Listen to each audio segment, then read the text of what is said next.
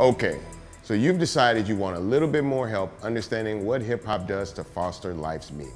No problem, that's what the bonus reel is for, and that's what I'm here for. So let's get started with a few more examples about that.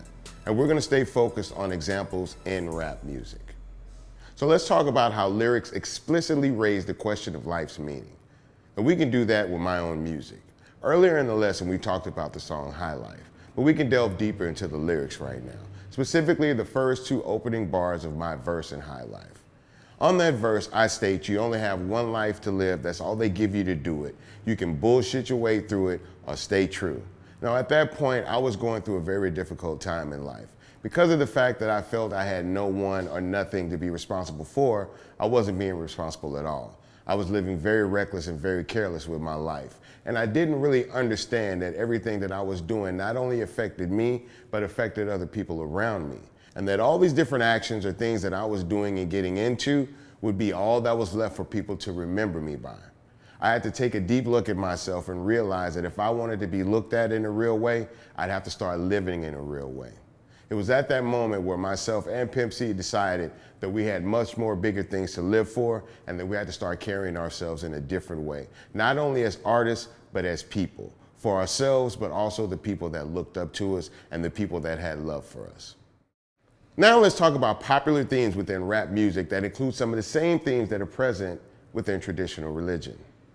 Now in this sense, we'll talk about the artist Kanye West, which of course we'll be talking about a lot throughout the course of these lessons. Now Kanye West has a song called Power, and we don't even have to delve deeply into the lyrics of Power. We can look simply at the chorus or the refrain in the song. No one man should have all this power. Now this is something that you don't normally hear from entertainers because most people get into entertainment for that power.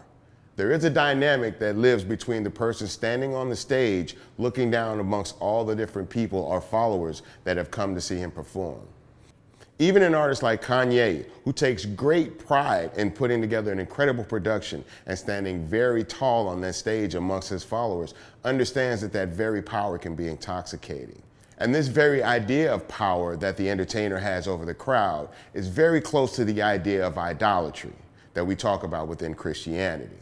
It's very important that people understand the dynamic between the entertainer and those that come to be entertained, because there's a very thin line between people that come to follow you and people that can literally come to worship you. Word to Lil B.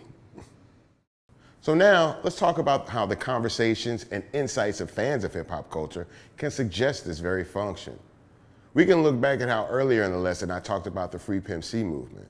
Well, there was also another movement that came out during that time, and that movement was UGK for Life. Now, how did UGK for Life come into fruition?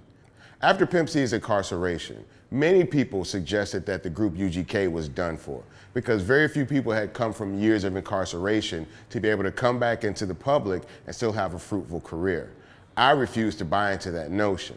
And so for me, it was frustrating that people were assuming that UGK was over and that Pimp C's incarceration meant the end of the group. I refused to buy into it. And so I came up with the notion of saying UGK for life in every verse or every interview that I was doing at the time. This let people know everything they needed to know about the relationship with myself and Pimp C, not only as individuals, but as a group. I sought to let people know that the connection between him and myself was still there, so that the connection that the listener had made between themselves and UGK was still intact and that we hadn't gone through all this trouble for nothing. UGK for Life as a following still lives and exists today. Okay, so with today's session, as well as this bonus reel, we've given you guys a few examples that take you a little bit deeper into today's topic. But for some of you out there, it still may not be enough. No problem. Take a look at the additional readings. Make sure you take advantage of the assignments, as well as the teaching assistant shout out. It's going to give you even more information. Thanks for joining us. We'll see you guys on the next session. Peace out.